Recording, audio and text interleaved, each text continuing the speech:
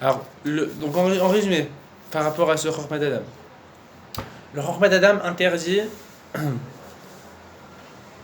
le Yichud quand le mari il lui donne la permission à sa femme. Donc même quand c'est chez eux. Parce que la femme elle a moins peur puisqu'elle a la permission de son mari.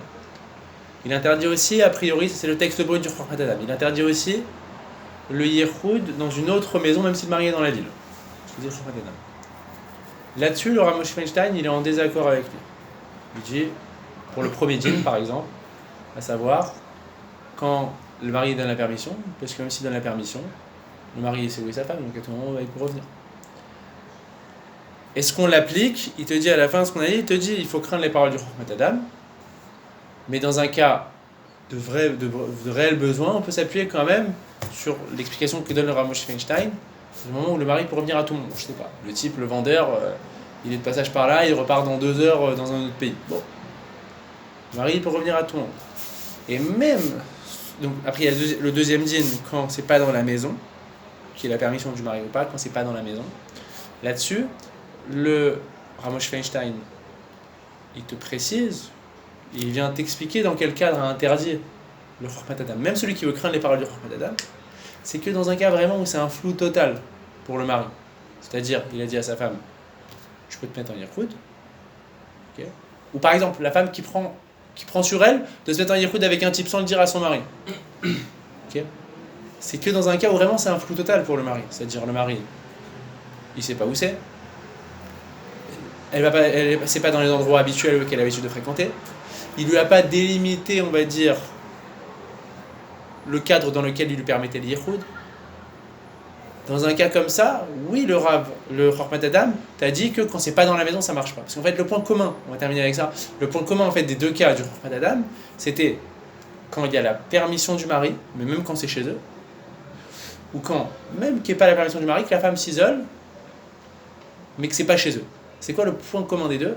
C'est qu'il n'y a plus cette crainte que le mari peut venir à tout moment, ou la crainte de la femme.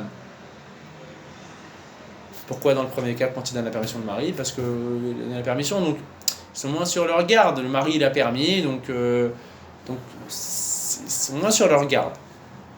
Alors, là-dessus, te dis le Rav Moshe Feinstein, il dit d'accord, mais à tout moment, le mari il peut venir voir ce qui se passe. Okay. Donc déjà, il te dit, moi je suis pas d'accord avec ce dîn.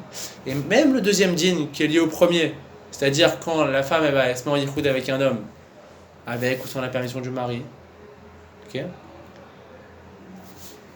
Même dans un cas comme ça, où donc c'est vrai qu'il y aurait plus de risques de faute, puisque la femme elle a pas peur de son mari, et tu sais que dans un cas vraiment où il y a un flou total, le mari ne sait pas où elle est, elle va pas dans les endroits habituels, il lui a même pas donné plusieurs pistes où elle pouvait se mettre en yichud. Mais il te dit par contre, le Chormat Adam permettrait dans un cas où c'est beaucoup moins vaste pour la femme, c'est pour le mari.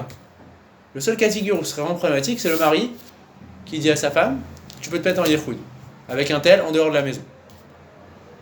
Ou une femme qui prend sur elle de se mettre en yichud en se disant mon mari ça va, il a pas peur, nanana, et même il peut venir à tout moment, mais que la femme elle oublie qu'en fait son mari il a aucune info.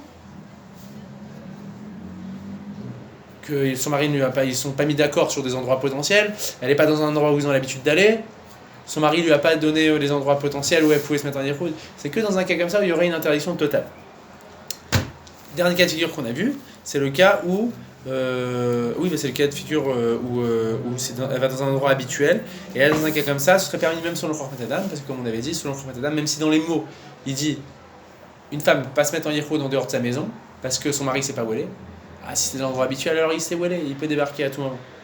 Il y a juste ce petit point à la fin, quand il dit le dîn 2 et 3, le djinn 2 et 3, il dit le Chormat Adam interdirait. Il faudrait voir ce que c'est exactement, mais en résumé, je pense qu'au niveau de la halakha les maaseh, on peut quand même s'appuyer sur le Rav Moshe Feinstein en cas vraiment d'extrême besoin, en cas de besoin, en gros.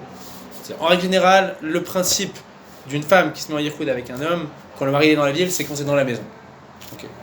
Et ça, on avait dit, vous vous rappelez, c'est que quand c'est deux personnes qui sont pas très proches. On avait dit quand, par exemple, c'était un homme et une femme, et la femme, par exemple, elle avait grandi avec l'homme, ou un neveu et sa tante qui sont très proches, ça marchait pas, ça, quand le mari est dans la ville.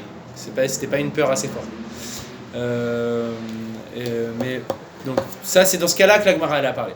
Alors maintenant, on essaie de réfléchir. Dans un cas où c'est pas dans la maison, dans un cas où le mari a donné une permission.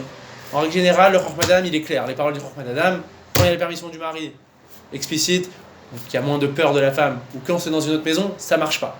Maintenant, le Rav Moshe Feinstein, il essaie un petit peu de réfléchir et d'habiller ça et de donner des permissions, mais ce sera à utiliser, comme on l'a dit, dans les cas de figure, on a dit, où il délimite, où le mari peut venir à tout moment.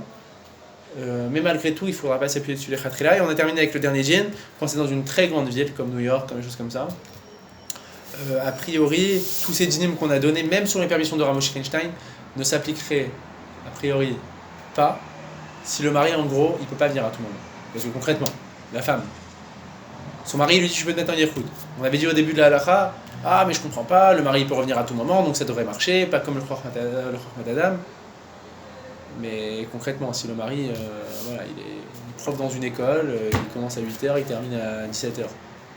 Il ne va pas venir à tout moment, la femme elle le sait très bien. Il n'y a plus de peur qui s'instaure. Même si on avait dit sur le Rambam que c'était pas lié à la peur que le mari vienne à tout moment, mais il n'y a pas de peur. Donc dans un cas comme ça, il te dit, toutes les raisons tombent à l'eau, et là vraiment, quand c'est pas dans la maison, quand il y a les permissions du mari, et que le mari en plus de ça ne peut pas disposer de son emploi du temps, alors là ce serait différent, et donc ce serait interdit. Voilà. Merci messieurs, et la semaine prochaine si Dieu veut.